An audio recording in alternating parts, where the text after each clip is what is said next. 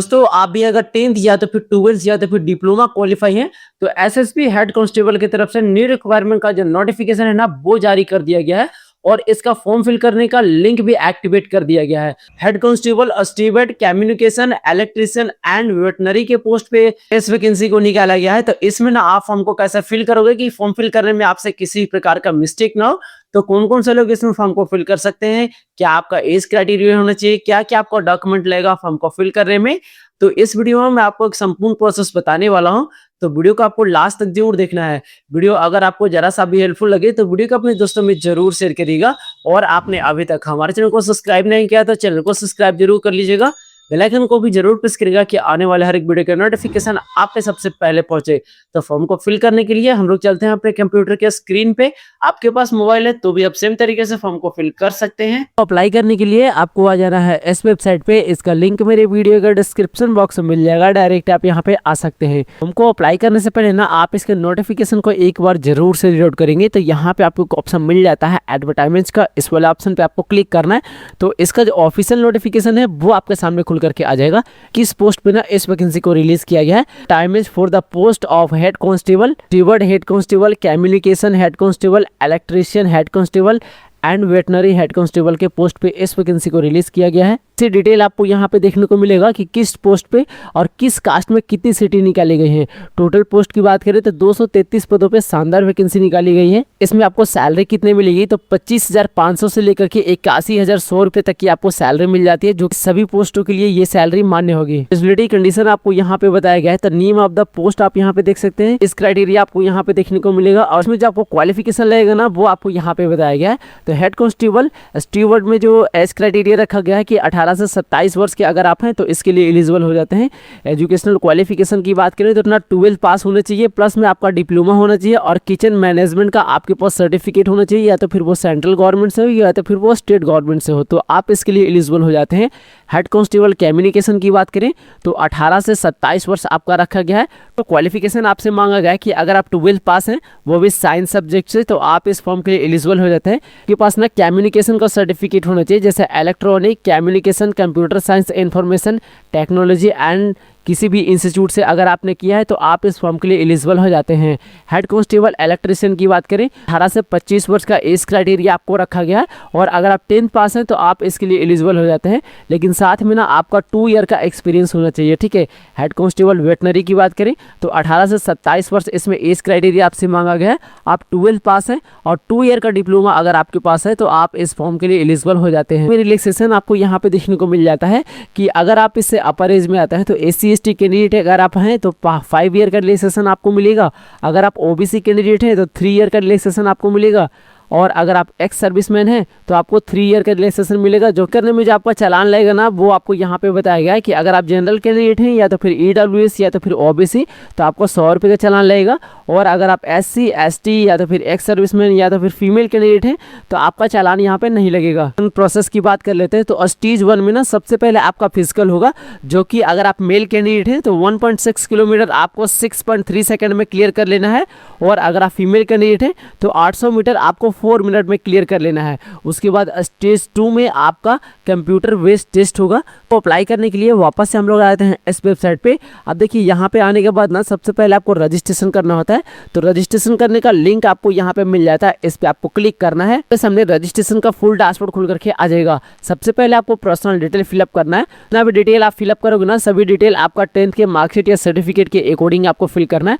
सबसे पहले आपको पोस्ट बताना है कि आप ना किस पोस्ट के लिए फॉर्म को अप्लाई करना चाहते हैं। सिंपली यहाँ पे क्लिक करेंगे। अब आप जिस भी पोस्ट के लिए एलिजिबल होंगे ना आप अपना पोस्ट यहाँ से चूज कर लेंगे। जो पोस्ट आप चूज करोगे ना उसके लिए आपके पास क्वालिफिकेशन होना चाहिए। उसके बाद आपको कैंडिडेट का नेम फिलअप करना है। तो उनका फर्स्ट नेम आपको यहाँ पे फिल करना है। अगर उनके नाम में कोई मिडिल नेम है तो आप यहाँ पे फिल करेंगे, नहीं तो डायरेक्टली आपको लास्ट नेम फिलअप कर देना है। उसके बाद फादर नेम आपको यहाँ पे फिल करना है। उसके बाद आपको मदर नेम यहाँ पे फिल करना है। उसके बाद डेट ऑफ बर्थ आपको यहाँ पे फिल करना है। तो कैलेंडर आपको यहाँ पे मिल जाता है, इस पर आपको क्लिक करना है। कैलेंडर खुल करके आ जाएगा। सबसे पहले आप अपना ईयर को चूज़ कर लेंगे, उसके बाद आप अपने मंथ को चूज़ करेंगे, उसके बाद आपको अपना डेट को चूज़ कर लेना है। जो आप यहाँ पे डेट ऑफ बर्थ फिलअप करोगे ना उसके अकॉर्डिंग आपका एज निकल के आ जाएगा। यहाँ पे आपको जेंडर बताना है कि आप मेल का फॉर्म अप्लाई कर रहे हैं या फीमेल का फॉर्म अप्लाई कर रहे हैं। नेशनैलिटी आपको यहाँ पे बताना है, सिंपली यहाँ पे क्लिक करेंगे और आप इंडिया से होंगे तो इंडिया को चूज़ कर लेंगे। उसके बाद रिलीजन आपको यहाँ पे बताना है, सिंपली यहाँ पे क्लिक करेंगे। अब आप जिस धर्म से बिलोंग करते हैं ना आप अपने धर्म को चूज़ कर लोगे। मटेरियल स्टेटस आपको यहाँ पे बताना है, सिंपली यहाँ पे क्लिक करेंगे। अब आप मैरिड है या अनमैरिड है आप अपने हिसाब से चूज़ कर लेंगे। कैटेगरी आपको यहाँ पे बताना है, सिंपली यहाँ पे क्लिक करेंगे।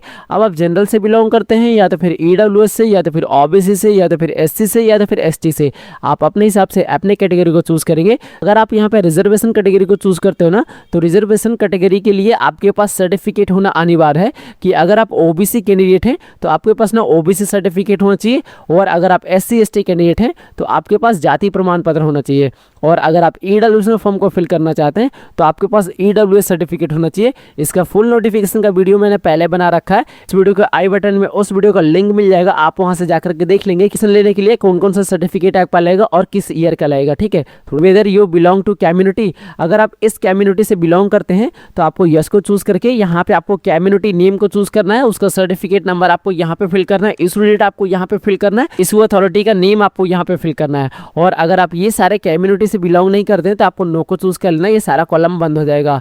Weather domicile ordinary in JK during 1980 to 1989, इस ईयर में अगर आप जम्मू कश्मीर में रहते होंगे तो आपको यस को चूज करके डाटा आपको यहाँ पे फिल करना है, मतलब उसका डोमिसाइल सर्टिफिकेट का डिटेल आपको यहाँ पे फिल करना है, नहीं तो आपको नो को चूज कर लेना है, सारा कॉलम बंद हो जाएगा। इधर affected in 1984 rights communal riots 2002, तो अगर आपकी फैमिली गुजरात के दंगों में कोई डेट्स वगैरह हुए होंगे तो आपको यस को चूज करके उसका सर्टिफिकेट नंबर आपको यहाँ पे फिल करना है, और अगर नहीं हुए होंगे तो आपको नो को चूज कर लेना है, सारा कॉलम बंद हो जाएगा। अगर आप एक्स सर्विसमैन है तो आपको यस को चूज करके डाटा को फिल करना है, नहीं तो आपको नो को चूज कर लेना है। उसके बाद आपसे पूछा गया है कि whether departmental candidates with 3 year continuous service in central government, central government के किसी भी डिपार्टमेंट के एम्प्लॉय हैं 3 ईयर से, तो आपको यस को चूज करके डाटा को फिल करना है, नहीं तो आपको नो को चूज कर लेना है। 2 year work experience in respective trade, आप जिस ट्रेड में फॉर्म को फिल कर रहे हैं अगर आपके पास 2 ईयर का एक्सपीरियंस है तो आपको यस को चूज कर लेना है। 1 year certificate course from a recognized industrial training institute और vocational institute with at last 1 year experience in the respective trade, मतलब जो ट्रेड आप यहाँ पे चूज किए हैं ना आपके पास उसका सर्टिफिकेट है या तो फिर आपके पास 1 ईयर का एक्सपीरियंस सर्टिफिकेट है तो आपको यस को चूज कर लेना है। उसके बाद आपसे आइडेंटिटी टाइप पूछा जाएगा, सिंपली यहाँ पे क्लिक करेंगे। आप आइडेंटिटी टाइप में ना आपके पास क्या है, जैसे आधार कार्ड है, वोटर आई डी कार्ड है, पैन कार्ड है, पासपोर्ट है, ड्राइविंग लाइसेंस है, राशन कार्ड है, वर्क सर्टिफिकेट है या तो फिर कॉलेज आई डी कार्ड है, तो जो भी आपके पास है आप यहाँ पे सिलेक्शन करेंगे। आप जो चीज़ आप यहाँ पे चूज करोगे ना उसका सीरियल नंबर आपको यहाँ पे फिल करना है। आइडेंटिफिकेशन मार्क्स आपको यहाँ पे बताना है कि आपके बॉडी पे कहीं पे कटा छटा का निशान है तो वो आप यहाँ पे फिल करेंगे। मोबाइल नंबर आपको यहाँ पे फिल करना है। उसके बाद एक ईमेल आईडी आपको यहाँ पे फिल करना है। थोड़ा सा आप नीचे स्क्रॉल करेंगे तो पोस्ट आप चूज करोगे ना उस पोस्ट के अकॉर्डिंग आपका यहाँ पे एजुकेशनल क्वालिफिकेशन फिलअप करने के लिए बोला जाएगा। तो पहले आपसे 10th का डिटेल यहाँ पे पूछा गया है, तो 10th आपने किस बोर्ड या तो फिर इंस्टीट्यूट या तो फिर यूनिवर्सिटी से क्लियर किया उसका नेम आपको यहाँ पे फिल करना है, पासिंग ईयर आपको यहाँ पे फिल करना है, उसका रोल नंबर आपको यहाँ पे फिल करना है, सर्टिफिकेट का सीरियल नंबर आपको यहाँ पे फिल करना है, इशू डेट आपको यहाँ पे फिल करना है। तो कॉलम पे आपको क्लिक करना है, कैलेंडर खुल करके आ जाएगा। सबसे पहले आप अपना ईयर को चूज कर लेंगे, उसके बाद आप अपने मंथ को चूज करेंगे, उसके बाद आप अपने डेट को चूज कर लेंगे, उसका इशू डेट यहाँ पे फिलअप हो जाएगा। सब्जेक्ट आपको यहाँ पे फिल करना है, सिंपली यहाँ पे आपको ऑल सब्जेक्ट को फिलअप कर लेना है 10th में, ठीक है। उसके बाद 10th में आपका कितना परसेंटेज आया वो परसेंटेज आपको यहाँ पे फिल करना है। उसके बाद आप अपना 12th का डिटेल यहाँ पे फिल करेंगे, तो सेम तरीके से आपको यहाँ पे फिल कर लेना है। और अगर आपने डिप्लोमा किया होगा तो आपको डिप्लोमा का भी डिटेल सेम तरीके से फिलअप कर लेना है। उसके बाद अगर आपके पास ग्रेजुएशन है तो ग्रेजुएशन का भी डिटेल आप फिलअप कर सकते हैं। जैसे जो ट्रेड आप चूज करोगे उसके अकॉर्डिंग आपको क्वालिफिकेशन यहाँ पे फिलअप करना पड़ेगा, ठीक है।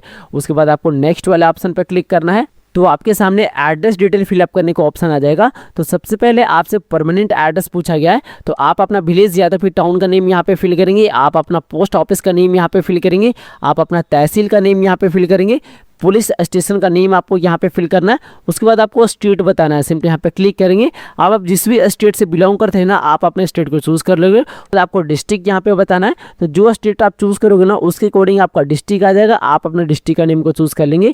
उसके बाद आपको एरिया पिन कोड यहाँ पे फिल करना है। उसके बाद आपको करस्पॉन्डेंट एड्रेस यहाँ पे फिल करना है। तो जो अभी आपने परमानेंट एड्रेस में फिलअप किया ना, अगर आपका सेम करस्पॉन्डेंट एड्रेस रहा तो यहाँ पे आपको एक ऑप्शन मिल जाता है यस का, इस आपको चूज़ कर लेना है, ये ऑटोमेटिकली फिलअप हो जाएगा। और अगर आपका डिफरेंट है तो आपको नो को चूज़ कर लेना है और इसे आप दोबारा से फिलअप कर लेंगे। उसके बाद डिक्लेरेशन ऑफ क्रिमिनल केसेस आपको यहाँ पे बताना है कि जिस कैंडिडेट का आप फॉर्म फिल कर रहे हैं, अगर उन पे कोई क्रिमिनल केसेस है या तो फिर किसी एग्जाम वगैरह से उसे निष्कासित किया गया है तो आपको यस को चूज़ करके डाटा को फिल करना है। नहीं तो जितना भी डिक्लेरेशन आपको दिख रहा है ना, सभी को आपको नो को चूज़ कर लेना है इस प्रकार से। उसके बाद आपको एक पासवर्ड यहाँ पर सेट करना है। तो पासवर्ड आप कैसा सेट करोगे, एग्जाम्पल के तौर पर मैं आपको बता दूँ। फर्स्ट लेटर आप कैपिटल लेंगे, कुछ स्मॉल लेटर ले लेंगे, एक स्पेशल कैरेक्टर और 1 2 3 4 आप कुछ भी यहाँ पे सेट कर सकते हैं। जो पासवर्ड आप यहाँ पे सेट करोगे ना, सेम पासवर्ड आपको कंफर्म पासवर्ड वाले बॉक्स में भी सेट करना है। उसके बाद दोनों डिक्लेरेशन का आपको चेक मार्क करना है और प्रोसीड वाले ऑप्शन पे आपको क्लिक करना है। तो आपके सामने आपके फॉर्म का फुल प्रीव्यू खुल करके आ जाएगा। आप इसे एक बार सही तरीके से रीचेक कर लेंगे। अगर आपका कुछ मिस्टेक रहता है तो डायरेक्टली आपको नीचे स्क्रॉल करना है। यहाँ पे आपको एक ऑप्शन मिल जाता है एडिट डिटेल का, इस पे क्लिक करके आप अपने फॉर्म को एडिट कर लेंगे। और अगर आपका सारी चीज़ सही रहा तो दोनों डिक्लेरेशन को आपको चेक मार्क करना है। ये कैप्चा आपको यहाँ पे फिल करना है और सबमिट एप्लीकेशन वाले ऑप्शन पे आपको क्लिक करना है। तो आपका जो रजिस्ट्रेशन है ना, वो सक्सेसफुली सबमिट हो चुका है। आपको रजिस्ट्रेशन नंबर यहाँ पे देखने को मिल जाएगा। अब ये जो रजिस्ट्रेशन नंबर है ना, आप इसे नोट डाउन भी कर सकते हैं या तो फिर SMS के द्वारा आपके मोबाइल पे और ईमेल पे भी सेंड कर दिया गया है। उसके बाद आपको फोटो एंड सिग्नेचर को अपलोड करना है। तो फोटो आपको कैसा अपलोड करना है, इंस्ट्रक्शन आपको यहाँ पे दे दिया गया है। आप फोटो को अपलोड करने का जो साइज होगा ना, वो 500 KB से कम में आप फोटो को अपलोड करेंगे और JPG PNG दोनों में से किसी फॉर्मेट में आप यहाँ पे अपलोड करेंगे। और जो फोटो आप अपलोड करेंगे ना, वो 6 मंथ से ओल्ड नहीं होना चाहिए, ठीक है। अपलोड करने के लिए थोड़ा सा आप इसमें नीचे स्क्रॉल करेंगे, यहाँ पे आपको ऑप्शन मिलेगा चूज फाइल का, इस पे आपको क्लिक करना है। जहाँ पे भी आप अपना फोटो रख रखे होंगे, सर्च करेंगे, सिलेक्शन करेंगे और ओपन करेंगे, आपका फोटो यहाँ पे अपलोड हो जाएगा।